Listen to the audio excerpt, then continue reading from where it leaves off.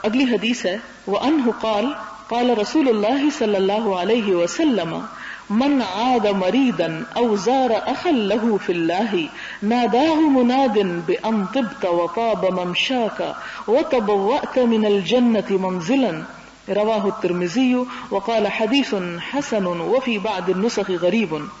حضرت ابو ہریرہ سے روایت ہے کہ رسول اللہ صلی اللہ علیہ وسلم نے فرمایا جو شخص بیمار کی عیادت کرے یا اللہ کی رضا کے لیے اپنے بھائی کی زیارت کرے تو اس کو پکارنے والا پکارتا ہوا کہتا ہے کہ تجھے مبارک ہو اور تیرا چلنا بہتر ہو اور تجھے جنت میں اترنے کی جگہ میسر آئے، یعنی فرشتے اس کے لیے دعائیں کرتے ہیں۔ ترمذی نے اسے حدیث حسن کہا اور بعض نسخوں میں غریب ہے۔ پہلی بات یہ کہ بیمار کی عیادت، اور دوسرا یہ کہ اللہ کی خاطر کسی سے ملاقات، کسی دنیا کے غرض کے لیے نہیں، تو پکارنے والا پکارتا ہے، یعنی اللہ تعالیٰ ایک فرشتہ اس کے لیے مقرر کر دیتے ہیں جو اس کے لیے دعائیں کرتا ہے، اسے مبارک دیتا ہے اور کہتا ہے کہ تیرا چلنا بہتر ہو، مبارک ہو، یعنی جس رستے پہ تو نکلا ہے کسی بیمار کی عیادت کرنے کے لیے یا کسی اچھے انسان سے ملاقات کرنے کے لیے، اور پھر دعا دیتا ہے کہ تجھے جنت میں اترنے کی جگہ میسر آئے، کہ اسی طرح جس رستے پہ تو آج چلا ہے خیر اور بھلائی کے، آخرت کو تو جنت کے رستے پہ چلے۔ جہاں تک بیمار کی عیادت کا تعلق ہے، ایک اور حدیث میں آتا ہے کہ جو شخص کسی بیمار کی عیادت صبح کے وقت کرتا ہے تو اللہ تعالیٰ اس کے لیے 70,000 فرشتے مقرر کر دیتے ہیں جو دن بھر اس کی بخشش کی دعائیں کرتے ہیں، اور اسی طرح اگر شام کے وقت کوئی کسی کی عیادت کرے تو اس کے لیے بھی یہی اجر ہے۔ تو خاص طور پر انسان کو اس بات کا حریص ہونا چاہیے کہ اگر اب تو اللہ تعالیٰ نے اتنی سہولتیں دے رکھی ہیں کہ اگر انسان کسی کے پاس جا نہیں سکتا تو کم از کم اگر ممکن ہو تو ٹیلی فون پر ہی حال پوچھ لیا جائے، اور اس میں اس بات کا ضرور احساس کیا جائے کہ اگر کسی کی تکلیف ہے یا بیماری ہے تو اسے ایسے نہ ستایا جائے کہ وہ آرام ہی نہ کر پائے، یعنی جو بھی مناسب ہو جس حد تک، لیکن اور کچھ نہیں تو کم از کم دعاؤں میں ہی انسان اس کو یاد رکھے، تو یہی وہ خیر خواہی ہے جو انسان کی اللہ کی خاطر کسی سے ہو سکتی ہے۔ جو کسی بھائی کی زیارت کرے، مطلب اسی طرح اگر کوئی کسی سے ملاقات کے لیے نکلتا ہے تو اپنی نیت کا جائزہ لے کہ میں کیوں جا رہا ہوں، کیا دنیا کی کوئی غرض یا لالچ ہے میرے مقصد یا ذہن میں، تو اگر وہ ہو تو اسے جھٹک دینا چاہیے خلوص کے ساتھ، خالص دل کے ساتھ۔ آپ دیکھیں کہ آپ کسی سے کیا توقع رکھیں گے کہ جب آپ سے کوئی ملے تو کس طرح ملے، خلوص کے ساتھ ملے، کسی لالچ اور غرض و غایت کے بغیر ملے۔ تو جب ہم دوسروں سے یہ توقع رکھیں تو ہمیں بھی یہ چاہیے کہ جب ہم کسی سے ملنے کے لیے نکلیں تو ہمارے اندر بھی ایسے ہی جذبات ہوں جو صرف اور صرف اللہ سے جزا پانے کے ہوں۔ اس میں پھر یہ ہے کہ دوسرا اگر اچھی طرح پیش آتا ہے تو جب، اور اگر اچھی طرح پیش نہیں آتا تو جب، کوئی مدد کرتا ہے تو، نہیں کرتا تو، اگر انسان کی ساری امیدیں اور توقعات صرف رب العالمین سے وابستہ ہوں تو پھر انسانوں کا طرز عمل انسان کو کوئی دکھ اور تکلیف نہیں دیتا زیادہ دیر۔ یہ حدیث حسن ہے، ترمذی نے کہا حدیث حسن جو ہے یہ صحیح سے ایک درجہ کم ہوتی ہے، کہ اگر صحیح کے لیے 5 شرائط ہیں تو اس میں سے ایک شرط جو ہے وہ نہیں ہوتی۔ اور بعض نسخوں میں غریب کہا گیا۔ غریب وہ حدیث ہوتی ہے کہ جس میں روایت کے جو مختلف درجے ہیں اس میں کسی درجے پر صرف ایک راوی رہ جائے۔ غریب سے کسی حدیث کی صحت پر اثر نہیں پڑتا کہ وہ من گھڑت حدیث ہے یا درست نہیں ہے، صرف اتنا ہے کہ اگر اور احادیث میں ایک جگہ پر 2 یا زیادہ راوی ہیں تو یہ کسی بھی ایک سٹیج پر، مثلا تابعی یا تبع تابعی یا اس کے بعد کے کسی درجے میں، وہاں پر صرف ایک شخص اکیلا اس کو روایت کرنے والا رہ جائے۔ لیکن اگر وہ عادل اور ضابط ہو، یعنی اس کی روایت قابل قبول ہو، وہ ایک اوتھینٹک سورس ہو، تو وہ روایت بھی پھر صحیح قرار پاتی ہے۔ اگلی حدیث بخاری اور مسلم کی ہے، ان ابی موسیٰ الاشعری رضی اللہ عنہ ان النبی صلی اللہ علیہ وسلم قال انما مثل الجلیس الصالح وجلیس السوء كحامل المسك ونافخ الكير فحامل المسك اما ان يحذيك واما ان تبتاع منه واما ان تجد منه ريحا طيبة ونافخ الكير اما ان يحرق ثيابك واما ان تجد منه ريحا منتنة متفق علیہ۔ حضرت ابو موسیٰ اشعری بیان کرتے ہیں کہ رسول اللہ صلی اللہ علیہ وسلم نے فرمایا کہ نیک اور برے ساتھی کی مثال اس شخص کی طرح ہے جو کستوری رکھنے والا ہے اور بھٹی جھونکنے والا ہے یا پھونکنے والا ہے۔ بس کستوری رکھنے والا یا تو تجھے کستوری کا عطیہ دے گا، یعنی تحفے میں دے دے گا اگر تم اس کے پاس بیٹھے ہو، یا تو اس سے خرید لے گا اگر تمہیں ضرورت محسوس ہوئی، اور یا کم از کم تو اس سے خوشبو ہی پائے گا، اور بھٹی پھونکنے والا یا تو تیرے کپڑے جلا دے گا، مگر نہ کم از کم تو اس کے دھوئیں یا بدبو سے ہی فائدہ اٹھائے گا۔ تو یہاں پر اچھے اور برے انسان کی صحبت کو دو مختلف چیزوں سے، مثالوں سے واضح کیا گیا کہ نیک انسان کی مثال اس طرح ہے جیسے کوئی شخص خوشبو بیچنے والا، اگر کوئی انسان خوشبو بیچنے والے کے پاس بیٹھا ہے تو دو چیزیں ہیں، یا تو یہ کہ وہ اسے تحفتاً دے دے گا وہ خوشبو جو اس کے پاس ہے، کیونکہ اس کے پاس خوشبو ہی خوشبو ہے اور تو کچھ ہے نہیں، تو خوشبو ہی دے گا تمہیں بھی، یا پھر یہ ہے کہ اگر وہ دیتا نہیں تو تم خود بھی خرید لو گے اس سے۔ آپ دیکھیں کہ انسان کو عموماً خریدنے کا جنون کس وقت ہوتا ہے، شوق جب وہ بازاروں میں ہوتا ہے۔ گھر میں بیٹھے ہوئے عموماً خیال نہیں آتا کہ کیا کیا خریدنا، لیکن جب انسان بازار کے اندر موجود ہوتا ہے تو بچوں کی طرح جو چیز نظر آتی ہے انسان کہتا ہے یہ بھی لے لو، یہ بھی اٹھا لو۔ تو انسان اسی طرح اگر خوشبو بیچنے والے کے پاس بیٹھا ہوا ہے تو پھر اس کا شاید دل کر آئے کہ میں بھی کوئی اچھی سی خوشبو، یا یہ کہ شاید کوئی نئی قسم آئی ہو یا اچھی قسم آئی ہو، تو وہ دوسروں کو تعریف کر رہا ہو اپنے سودے کی، تو انسان کہ اچھا یہ بھی ہے چلو میں بھی لے لیتا ہوں۔ اور اگر نہ وہ تمہیں دیتا اور نہ تم خریدتے ہو تو کم از کم وہ جب کھول کے دوسرے کو ٹیسٹ کروائے گا تو خوشبو کا جو جھونکا آئے گا اس سے تو تم کم از کم فائدہ اٹھاؤ گے، اور وہ بھی ایک آپ دیکھیں کہ خوشبو کا جھونکا انسان کے دماغ اور دل کو معطر کرنے والا ہوتا ہے۔ اور برے دوست کی مثال کیسی ہے کہ اگر تم اس کے پاس بیٹھو گے وہ اپنی بھٹی جھونک رہا ہے، بھٹی جھونکنے والے کی طرح، یعنی وہ بھٹی جلا رہا ہے۔ بھٹی میں آپ دیکھیں سمپل مثال ہے، جیسے دانے بھونتے تھے، کبھی آپ نے کہیں دیکھا ہوگا کسی گاؤں وغیرہ میں، تو اس کے شعلے جو ہیں وہ کڑائی کے باہر نکل رہے ہوتے ہیں، تو اگر کوئی اس کے پاس جا کے بیٹھے تو بعض اوقات ایسا لباس ہو سکتا ہے کہ شعلہ کپڑے کو پکڑ لے، اور کچھ نہیں تو دھوئیں سے کپڑے کالے کر دے، اور کچھ نہیں اگر کپڑے کالے نہیں ہوتے یا کپڑے جلتے نہیں تو کم از کم وہ دھوئیں کی جو بو ہے وہی تمہارے ناک میں گھستی رہے گی۔ تو مراد یہ ہے کہ برے انسان کی صحبت سے، دوستی سے انسان برائی سے پھر بچ نہیں سکتا۔ انسان کی سوچ، انسان کا خیال، انسان کی گفتگو، انسان کے اعمال خود بخود ویسے ہی ہونا شروع ہو جاتے ہیں۔ حضرت ابو ہریرہ نبی صلی اللہ علیہ وسلم سے بیان کرتے ہیں، آپ نے فرمایا کہ 4 چیزوں کی وجہ سے کسی عورت سے نکاح کیا جاتا ہے، یعنی عورت جب شادی کرنے کے لیے پسند کرتا ہے تو 4 خوبیاں دیکھی جاتی ہیں، اس کے مال کی وجہ سے، اس کی خاندانی شرافت کی وجہ سے، اس کی خوبصورتی کی وجہ سے، اس کی دینداری کی وجہ سے۔ بس دیندار عورت پر کامیابی حاصل کرو، یعنی اسے پانے کی کوشش کرو، تیرے ہاتھ خاک آلود ہو جائیں۔ بخاری اور مسلم کی روایت ہے۔ امام نووی کہتے ہیں کہ حدیث کا مطلب یہ ہے کہ عام طور پر لوگ کسی عورت سے ان 4 چیزوں کے پیش نظر شادی کرتے ہیں، بس تو دیندار عورت کی حرص کر اور اس پر کامیابی حاصل کر اور اس کی رفاقت پر کوشش کر، کیونکہ بیوی کا شوہر کی زندگی میں ایک بہت بڑا رول ہوتا ہے، اور جتنے بھی کامیاب انسان ہیں ان کے پیچھے عموماً ان کی عقلمند بیویوں کا ہاتھ ہوتا ہے۔ تو یہاں اچھی بیوی، نیک بیوی کی صحبت اور رفاقت جو ہے اور اس کی دوستی جو ہے اور اس کے ساتھ جو تعلق ہے وہ انسان کی ایک بہت بڑی نعمت ہے، کیونکہ وہ اسے اچھا مشورہ دے گی، اس کی خیر خواہ ہوگی، اس کی بھلائی کرنے والی ہوگی۔ فرمایا کہ ٹھیک ہے باقی خوبیاں دیکھی جاتی ہیں لیکن تمہاری پرائرٹی جو ہے وہ دین ہونا چاہیے، تاکہ تم اسے گھر میں لا کر باقی ہر چیز سے بے فکر ہو جاؤ۔ جیسے پہلے بھی آپ نے دیکھا احادیث میں کہ انسان اپنے دوست سے بہت متاثر ہوتا ہے، تو شوہر اور بیوی کا رشتہ جو ہے وہ تمام رشتوں میں قریب ترین رشتہ ہے جس سے انسان دور نہیں ہو سکتا، جس کو قرآن پاک نے ان الفاظ میں واضح کیا، ہن لباس لکم وانتم لباس لہم، کہ وہ تمہارا لباس ہے اور تم ان کا لباس۔ جس طرح لباس اور جسم لازم و ملزوم ہوتا ہے کہ انسان لباس کے بغیر رہ نہیں سکتا، اسی طرح شوہر اور بیوی کا رشتہ ہے کہ بہت قریب ترین قرابت، ایک دوسرے کے لیے حفاظت، ایک دوسرے کی زینت، کیونکہ لباس انسان کے لیے زینت بھی ہے، گرمی سردی سے بچاؤ کا ذریعہ بھی ہے۔ تو اس تعلق کو اتنے خوبصورت مثال سے قرآن پاک میں واضح کیا گیا، تو یہاں پر اسی کی طرف اشارہ ہے کہ اگر تم اچھے اخلاق اور کردار کی عورت سے نکاح کرو گے تو وہ تمہارے لیے باعث سکون ہوگی اور تمہیں ایک اچھی کمپنی میسر آئے گی، اور ظاہر ہے کہ اگر انسان کے ساتھ اچھی کمپنی ہو تو اسے نیکی اور بھلائی کے کاموں میں اور زیادہ مدد ملتی ہے۔ وعن ابن عباس رضی اللہ عنہما قال قال النبی صلی اللہ علیہ وسلم لجبریل ما يمنعك ان تزورنا اکثر مما تزورنا فنزلت وما نتنزل الا بامر ربك له ما بين ايدينا وما خلفنا وما بين ذلك رواہ البخاری.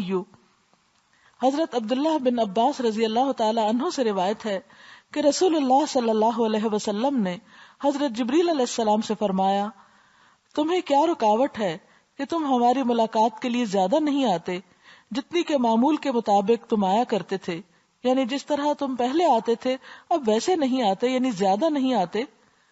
اس پر یہ آیت نازل ہوئی، اور ہم نہیں اترا کرتے مگر آپ کے پروردگار کے حکم سے، اسی کے لیے ہے جو ہمارے آگے ہے اور جو ہمارے پیچھے ہے اور جو اس کے درمیان ہے. اسے بخاری نے روایت کیا ہے. جبریل علیہ السلام چونکہ وحی لے کر آیا کرتے تھے اور نبی صلی اللہ علیہ وسلم ہر نئی آنے والی وحی کے بارے میں منتظر رہتے، کیونکہ وہ اللہ تعالیٰ کی طرف سے ایک پیغام ہوتا تھا، لہٰذا آپ کو اس بات کا انتظار رہتا کہ جبریل علیہ السلام جلد سے جلد آئیں یا زیادہ سے زیادہ آئیں. نبی صلی اللہ علیہ وسلم کے اس طرز عمل سے ہم یہ بات سیکھ سکتے ہیں کہ ایسے لوگوں کا انتظار جن سے ہمیں دین کی تعلیم ملتی ہو، وہ انتظار ایک پسندیدہ انتظار ہے. اگلی حدیث ہے وعن ابی سعید الخدری رضی اللہ عنہ عن النبی صلی اللہ علیہ وسلم قال لا تصاحب الا مؤمنا ولا يأكل طعامك الا تقي رواہ ابو داود والترمذی باسناد لا بأس به. حضرت ابو سعید خدری نبی صلی اللہ علیہ وسلم سے روایت کرتے ہیں، آپ صلی اللہ علیہ وسلم نے فرمایا، صرف مومن کے ساتھ مصاحبت رکھو، یعنی دوستی رکھو، اور تیرا کھانا صرف پرہیزگار آدمی کھائے، یعنی وہ کھلانا بھی ایک طرح سے صدقہ ہوگا اور ثواب کا سبب ہوگا. ابو داؤد اور ترمذی سند میں کچھ کمزوری نہیں ہے، یعنی درست سند ہے. یہاں بھی آپ دیکھتے ہیں کہ نہ صرف یہ کہ دوستی بلکہ اپنا مال خرچ کرنے کے لیے بھی کہا گیا کہ تم ایسے لوگوں پر خرچ کرو کہ جن پہ خرچ کرنا بھی ثواب کا باعث ہو، اور وہ اسی صورت میں ہو سکتا ہے جب انسان کے تعلقات نیک لوگوں کے ساتھ ہوں. وعن ابی ہریرہ رضی اللہ عنہ ان النبی صلی اللہ علیہ وسلم قال الرجل علی دین خلیلہ فلینظر احدکم من یخالل رواہ ابو داود والترمذی باسناد صحیح وقال الترمذی حدیث حسن. حضرت ابو ہریرہ رضی اللہ عنہ بیان کرتے ہیں کہ نبی صلی اللہ علیہ وسلم نے فرمایا، آدمی اپنے دوست کے دین پر ہوتا ہے، بس ہر آدمی دیکھ بھال کر دوست بنائے. ابو داؤد اور ترمذی کی روایت ہے صحیح سند کے ساتھ، ترمذی نے کہا حدیث حسن ہے. یہ مختلف، یعنی ابو داؤد میں اگر ایک سند ہے تو ترمذی کی دوسری سند ہے، اس لیے ترمذی کے پاس جس سند سے حدیث پہنچی وہ حدیث جو ہے وہ حسن کے درجے کی ہے، لیکن ابو داؤد کے پاس جو پہنچی وہ صحیح سند ہے. وعن ابی موسیٰ الاشعری رضی اللہ عنہ ان النبی صلی اللہ علیہ وسلم قال المرء مع من احب. آپ صلی اللہ علیہ وسلم نے فرمایا، ہر آدمی اس شخص کے ساتھ ہوگا جس کے ساتھ وہ الفت رکھتا ہے، محبت رکھتا ہے. نہیں، دنیا میں جس کے ساتھ اس کا اٹھنا بیٹھنا اور محبت ہے، قیامت کے دن وہ انہی کے زمرے میں اٹھایا جائے گا. بخاری اور مسلم کی روایت ہے. اور ایک اور حدیث میں ہے کہ آپ صلی اللہ علیہ وسلم سے دریافت کیا گیا کہ کوئی انسان کسی قوم سے محبت رکھتا ہے لیکن ابھی تک ان سے ملاقات میسر نہیں. فرمایا ہر آدمی اپنے محبوب کے ساتھ ہوگا قیامت کے دن. یعنی جیسے ہم حضور صلی اللہ علیہ وسلم، آپ کے صحابہ کرام اور نیک لوگوں سے محبت رکھتے ہیں لیکن ہم ان سے ملاقات کر نہیں پاتے، جتنے بھی ان کے حالات زندگی پڑھتے ہیں بعض اوقات ایسا شوق اٹھتا ہے کہ کاش کوئی ذریعہ ہوتا کہ ان کی مجلس میں کبھی بیٹھنے کا موقع ہوتا یا ہم بھی اس چیز سے لطف اندوز ہوتے، لیکن وہ ہو نہیں سکتا. یا ایون دنیا میں بعض اوقات انسان سنتا ہے کچھ لوگوں کے بارے میں، تڑپتا ہے کہ ان کے پاس جائے لیکن اسباب سفر میسر نہیں، موقع نہیں، وقت نہیں، حالات ایسے ہیں یا کوئی بیماری ہے یا کوئی اور وجہ ہو سکتی ہے کہ انسان پہنچ نہیں سکتا. تو فرمایا کہ اگر وہ ملاقات نہیں بھی کر سکتا تو قیامت کے دن اللہ تعالیٰ خود بخود اسے ان لوگوں کے ساتھ کر دیں گے جن سے وہ محبت رکھتا ہوگا. اگلی حدیث ہے، حضرت انس بیان کرتے ہیں کہ ایک اعرابی نے رسول اللہ صلی اللہ علیہ وسلم سے سوال کیا، قیامت کب ہوگی؟ آپ نے اس سے کہا، تو نے قیامت کے لیے کیا کچھ تیار کر رکھا ہے؟ یعنی کیا ضرورت ہے سوال کرنے کی؟ ایسی چیز جو ابھی نہیں آ رہی تو کیوں پوچھتے ہو کہ کب آئے گی؟ تو اگر اس کے بارے میں پوچھتے تو پھر کیا تیاری ہے تمہاری اس سفر کی اختیار کرنے کو؟ اس نے کہا اللہ اور اس کے رسول کے ساتھ محبت، بس یہ تیاری ہے. آپ نے فرمایا تو اس شخص کے ساتھ ہوگا جس سے تو محبت رکھتا ہے. اور محبت صرف زبانی دعویٰ نہیں ہوتی، یہ تو دل کے اندر جذبات ہیں. واقعی اگر جذبات ہیں تو انسان اگر زبان سے اقرار نہیں بھی کرتا تو بھی اللہ تعالیٰ خود بخود ان کے زمرے میں شامل کر دے گا. بخاری اور مسلم کے الفاظ ہیں، اور ان دونوں کی ایک روایت میں ہے کہ میں نے اس کے لیے نہ زیادہ روزے، نہ زیادہ نماز، نہ زیادہ صدقہ تیار کیا ہے، البتہ میں اللہ اور اس کے رسول سے محبت رکھتا ہوں. اس کا یہ مطلب نہیں کہ میں نے فرض بھی ادا نہیں کیے، مراد اس سے نفل نمازیں اور نفل صدقات اور نفل روزے ہیں، کہ میں اپنے فرائض کے بعد کوئی بہت زیادہ عبادت گار پرہیزگار انسان نہیں ہوں، لیکن یہ ہے کہ میں اللہ اور اس کے رسول سے محبت ضرور کرتا ہوں، یہی توشہ ہے میرے پاس. حضرت عبداللہ بن مسعود بیان کرتے ہیں کہ ایک آدمی رسول اللہ صلی اللہ علیہ وسلم کی خدمت میں آ کر کہنے لگا، یا رسول اللہ، اس آدمی کے بارے میں آپ کیا فرماتے ہیں جو کہ کسی قوم سے محبت رکھتا ہے اور ابھی تک ان سے ملا نہیں ہے، یعنی ان جیسے عمل نہیں کر سکا. اس پر رسول اللہ صلی اللہ علیہ وسلم نے فرمایا، آدمی اس کے ساتھ ہے جس کے ساتھ وہ محبت رکھتا ہے. ان کے ساتھ ملا نہیں ہے یعنی ان کے درجے کو نہیں پہنچا. وہ تو بہت اچھے کام کرنے والے اور بہت آگے جانے والے ہیں، لیکن اس کی تڑپ اور ان کی محبت بھی ان کے ساتھ ہے. تو فرمایا کہ وہ انہی کے ساتھ اٹھایا جائے گا جن سے وہ محبت رکھتا ہے. جیسے کہ آپ دیکھتے ہیں کہ قیامت کے دن فرعون اپنی قوم کو لیڈ کر رہا ہوگا، یا اور بہت سے لوگ ان لوگوں کے ساتھ ہوں گے کہ جن کے ساتھ وہ اٹھتے بیٹھتے یا جن جیسے وہ کام کرتے ہوں گے، خواہ وہ زمانی اعتبار سے بہت دور کے لوگ ہوں، لیکن قیامت کے دن انہیں ایک جگہ کر دیا جائے گا. حضرت ابو ہریرہ نبی صلی اللہ علیہ وسلم سے نقل فرماتے ہیں، آپ نے فرمایا، لوگ کانیں ہیں، مائنز، جیسا کہ سونے اور چاندی کی کانیں ہوتی ہیں. جو لوگ تم میں سے جاہلیت میں بہتر شمار ہوتے تھے وہ اسلام میں بھی بہتر شمار ہوں گے جب وہ فقاہت رکھتے ہوں، یعنی دین کی سمجھ بوجھ رکھتے ہوں. فقاہت فقہ سے ہے. کانیں یعنی جیسے مائنز ہوتی ہیں، کان ہوتی، تو کان جیسے کچھ لوگ ان کا کاروبار کرتے ہیں یا خرید لیتے ہیں وہ جگہ، پھر ان کے اندر سے نکالتے ہیں. کسی کے اندر سے بہت کچھ نکل آتا ہے، کسی کے اندر سے تھوڑا نکلتا ہے، کہیں سے سونا نکل آتا ہے، کہیں سے چاندی نکل آتی. اسی طرح انسان اپنی زندگی میں مختلف لوگوں کے ساتھ تعلقات رکھتا ہے، اور زندگی کے مختلف سٹیجز میں مختلف لوگوں سے واسطہ پیش آتا ہے. آپ اپنے بچپن کو دیکھیں، اپنی جوانی کو دیکھیں، اپنے مختلف علاقوں میں رہنے کے دوستوں کو دیکھیں، تو آپ دیکھیں کہ ان مختلف لوگوں کی جو کوالٹیز تھی یا ان کے اندر جو خیر تھا وہ مختلف طرح تھا. کسی کے اندر بے حد خیر، بہت زیادہ خیر، کوئی سونے کی طرح اور کوئی چاندی کی طرح، کہ انسان اسی طرح اس سے فائدہ اٹھاتا ہے جتنا جس کے اندر جو خیر ہوتا ہے. پھر فرمایا کہ جو تم میں سے جاہلیت میں بہتر شمار ہوتے تھے، یعنی اپنے اخلاق اور کردار کے اعتبار سے، اسلام میں آنے کے بعد ان کا وہ پچھلا اجر ضائع نہیں کیا جائے گا، بلکہ وہ ان کا ایڈ کر دیا جائے گا. وہ اسلام میں بھی انہیں وہ مرتبہ اور مقام عطا ہوگا. اس سے کیا پتہ چلتا ہے کہ اسلام ان لوگوں کو جو کفر کے اندر ہوتے ہوئے علمی اعتبار سے یا کسی اور اعتبار سے اپنی سوسائٹی، اپنے ماحول کے اندر بلند مقام رکھتے ہیں، اسلام اسے ختم نہیں کرتا، اسے اسی طرح محفوظ رکھتا ہے. جیسے آپ دیکھیں کہ مختلف قبائل کے جب وفد آتے تھے اور ان کے جو رؤساء ہوتے تھے، یہ نہیں کیا گیا کہ جب وہ اسلام لائے تو رئیس کو ہٹا کے کسی اور کو رئیس بنا دیا گیا. وہ اپنی اپنی جگہوں پہ قائم رہے اور ان کو ان کے علاقوں کی وہ باغ ڈور دی رکھی گئی. اور اس کے ساتھ ہی یہ ہے کہ ایک قوم کا وفد آیا اور آپ صلی اللہ علیہ وسلم کے پاس، جب ان کا رئیس ذرا بعد میں پہنچے، نہیں باقی لوگ پہلے آ گئے اور وہ بعد میں، آپ صلی اللہ علیہ وسلم اس کے لیے اس کا استقبال کیا اور کہا کہ اس کے اندر دو خوبیاں جو اللہ تعالیٰ کو بڑی پسند ہیں، اور اس میں ایک تو حلم اور انات تھی اور ایک اور کوئی چیز تھی. تو آپ صلی اللہ علیہ وسلم نے یہ بھی فرمایا کہ انزل الناس منازلہم، لوگوں کو ان کے مقام اور مرتبے کے مطابق ٹریٹ کرو، کہ جس طرح کی وہ اہلیت رکھتے ہوں. اور یہاں بھی یہ کہ جو جاہلیت میں اچھے تھے وہ اسلام میں بھی آ کے ان کی عزت اور مقام اور مرتبہ اچھا ہی رہے گا. ہاں شرط یہ ہے کہ اسلام میں آ کے وہ دین کی سمجھ بوجھ حاصل کریں. اگر دین کی سمجھ بوجھ نہیں اور باقی دنیا کے اعتبار سے وہ اچھے ہیں تو پھر وہ مقام نصیب نہ ہوگا جو ایڈ ہو جائے گا دین کی سمجھ کی وجہ سے.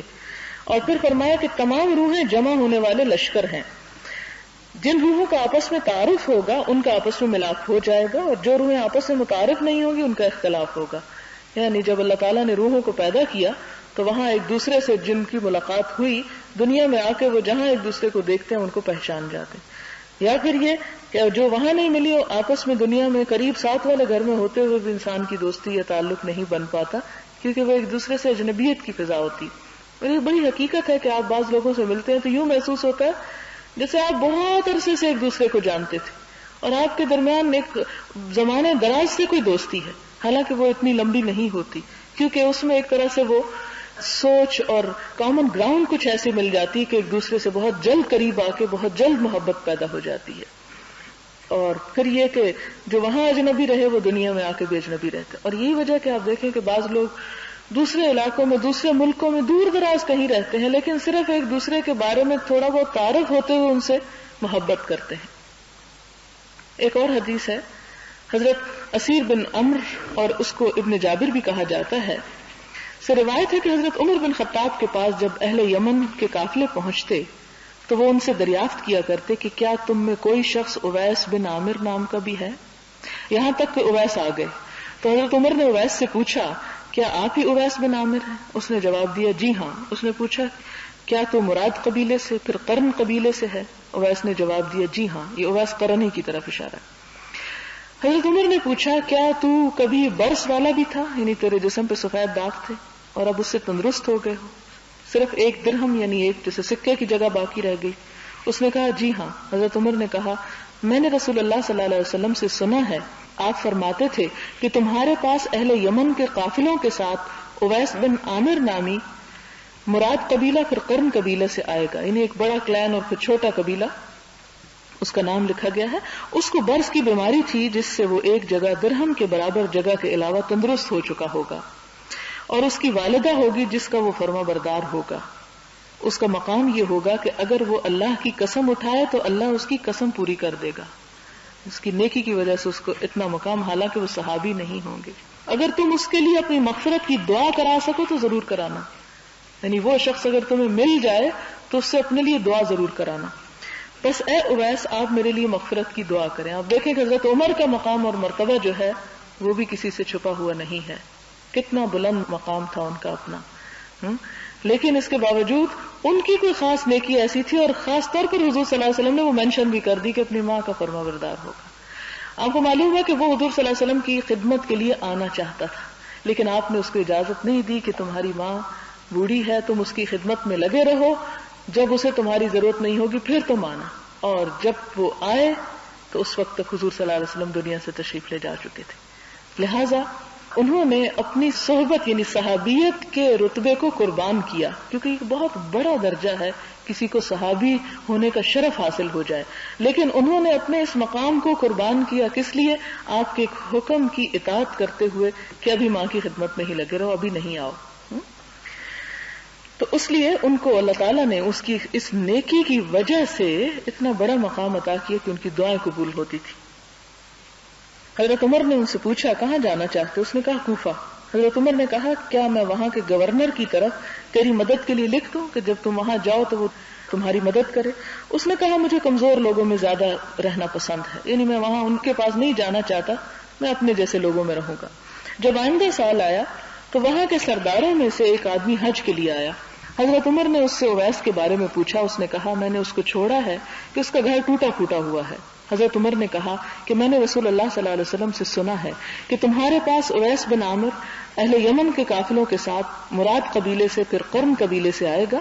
وہ برس کی بیماری میں مبتلا تھا، صرف ایک درہم کی جگہ کے علاوہ اس کا جسم ٹھیک ہو گیا. اس کی والدہ ہوگی جس کے ساتھ وہ نیکوکار ہوگا، یعنی یہ اس کی علامتیں ہیں. اگر وہ اللہ کی قسم کھائے گا تو اللہ تعالیٰ اس کی قسم پوری کر دے گا. اگر ہو سکے کہ وہ تیرے لیے مغفرت کی دعا کرے تو اس سے دعا کراؤ. یہ شخص اویس کے پاس پہنچا اور کہا میرے لیے مغفرت کی دعا کریں. اویس نے کہا تم ابھی ابھی نیک سفر کر کے آ رہے ہو، یعنی حج سے واپس آ رہے ہو، بس میرے لیے مغفرت کی دعا کرو. وہ پھر دوسرے سے آگے بڑھ کے کہتے کہ نہیں تم ایک اچھے سفر سے آ رہے ہو، تم میرے لیے دعا کرو. اویس نے کہا کیا تیری ملاقات حضرت عمر سے ہوئی ہے؟ اس نے کہا جی ہاں. بس اویس نے اس کے لیے مغفرت کی دعا کی. اس پر لوگوں کو پتہ چل گیا اور اویس جس طرف جی میں آیا ادھر روانہ ہو گئے، نہیں غائب ہو گئے. اس لیے کہ اگر وہ لوگوں کے درمیان رہتے تو پھر نہ جانے لوگ انہیں کیا مقام اور مرتبہ دیتے. اور مسلم کی روایت میں ہے، اسیر بن جابر سے روایت ہے کہ اہل کوفہ حضرت عمر کی خدمت میں بصورت وفد آئے اور ان میں ایک آدمی ایسا تھا جو اویس قرنی سے مذاق کیا کرتا تھا. حضرت عمر نے پوچھا کیا قرن قبیلے سے کوئی شخص یہاں ہے؟ بس وہی انسان آیا. حضرت عمر نے کہا کہ رسول اللہ صلی اللہ علیہ وسلم نے فرمایا کہ ایک آدمی تمہارے پاس یمن سے آئے گا جس کو اویس کہا جاتا ہوگا.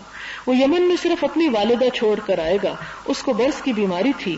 اس نے اللہ پاک سے دعا کی ایک دینار یا ایک درہم کی جگہ کے برابر کے علاوہ اس کی بیماری جاتی رہی، یعنی اس کی اپنے لیے دعا بھی قبول ہوئی.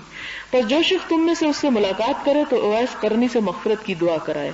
اور ایک روایت میں حضرت عمر سے منقول ہے کہ میں نے رسول اللہ صلی اللہ علیہ وسلم سے سنا، فرماتے تھے کہ تابعین میں ایک آدمی بہت نیک ہوگا. تابعی کہتے ہیں اس کو جسے صحابی کی زیارت ہوئی ہو یا صحبت میسر آئی ہو. جس کا نام اویس ہوگا، اس کی والدہ ہوگی اور وہ برص کی بیماری میں مبتلا رہا ہوگا، تم اس سے اپنے لیے مغفرت کی دعا کرانا. اس حدیث میں لفظ غبراء الناس غین موجمہ کے فتح اور با کے سکون اور مد کے ساتھ فقیر تنگ دست لوگ مراد ہیں، اور ایسے لوگ جن کو معاشرے میں پہچانا نہ جاتا، یعنی ان کی کوئی قدر و قیمت نہ ہو، یعنی کمزور قسم کے لوگ ہوں. امداد مدد کی جمع ہے یمن کے وہ لوگ جو مسلمانوں کے ساتھ سبیل اللہ کے رستے کی مدد کے لیے آئیں. 2 حدیثیں میں اس باب کو ختم کر دیتی ہوں. حضرت عمر بیان کرتے ہیں کہ میں نے نبی صلی اللہ علیہ وسلم سے عمرہ کرنے کی اجازت طلب کی.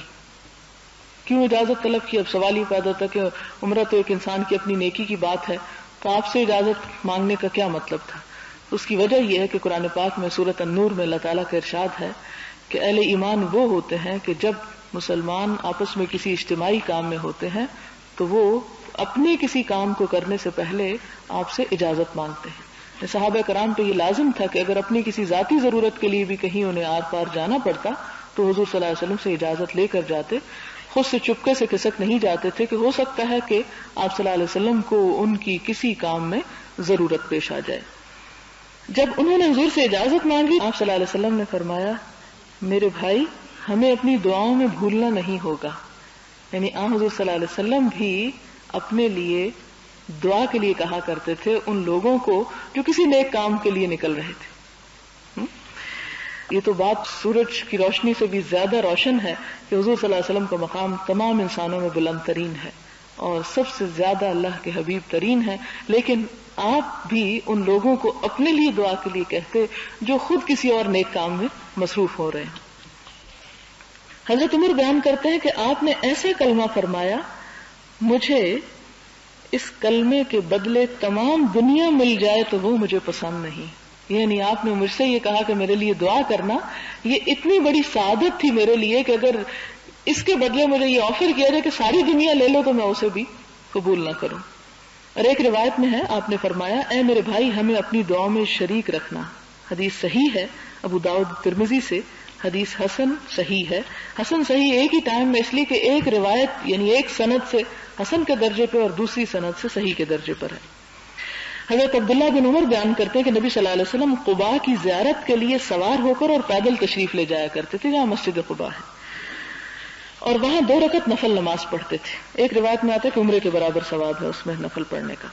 ایک اور روایت میں ہے کہ نبی صلی اللہ علیہ وسلم ہر ہفتہ مسجد قباء کی زیارت کرنے سوار ہو کر اور پیدل تشریف لے جاتے، یعنی سواری پر ہوتے اور کبھی پیدل بھی چلے جاتے، یا ایک ہی مرتبہ میں آدھا رستہ سوار اور کچھ رستہ پیدل.